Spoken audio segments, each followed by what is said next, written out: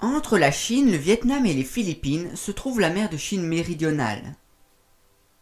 Les archipels Spratly et Paracel, dont la plus grande île est Woody Island, sont disputés depuis des années par 8 pays.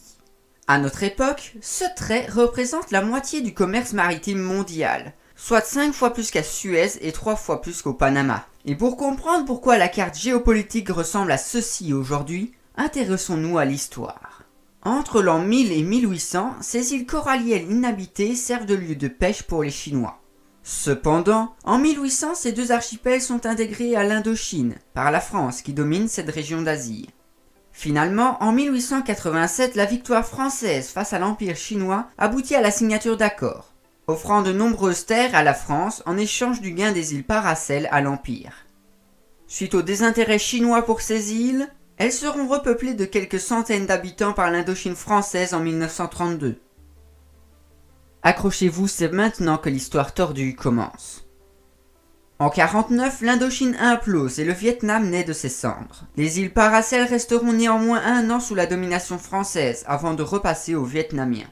Toujours en 1949, la République de Chine perd le contrôle de la partie continentale du pays. Il ne lui reste plus que l'île de Formose, c'est-à-dire Taïwan. Sur le continent, la République populaire de Chine remplace l'ancienne République.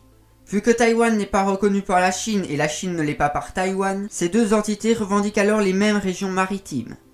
Cependant, depuis 2013, la Chine a construit une centaine d'îles artificielles dans les Paracel et les Spratly, notamment des ports, phares et bases militaires. Si elle construit là, ce n'est pas par hasard.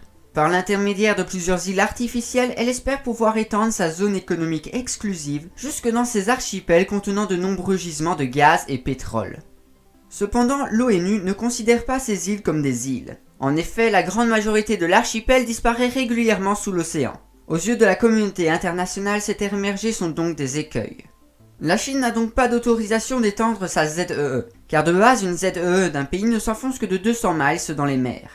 Justement, les Spratly sont à 3 quarts à moins de 200 miles d'une côte. 3 des 4 quarts ont donc été divisés entre le Vietnam, le Brunei, la Malaisie et les Philippines.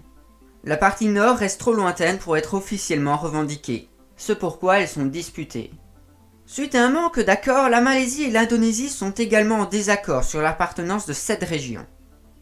Pour la Malaisie, cette partie maritime lui revient car elle possède 2 bouts de son territoire séparés par cette même partie. Il serait donc plus aisé pour son commerce interne de circuler librement dans la zone. Néanmoins, l'Indonésie invoque le même droit pour ses liaisons avec les îles Rio. Mais ne soyons pas dupes, le contrôle d'une partie de ce fameux passage marchand est la cause de ce désaccord.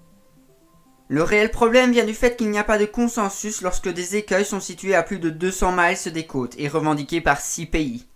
Pour ne rien simplifier, 100 personnes au nord des Spratly ont déclaré une indépendance, évidemment non reconnue internationalement. Voilà, merci d'avoir regardé cette vidéo, toutes les sources sont dans la description. A bientôt.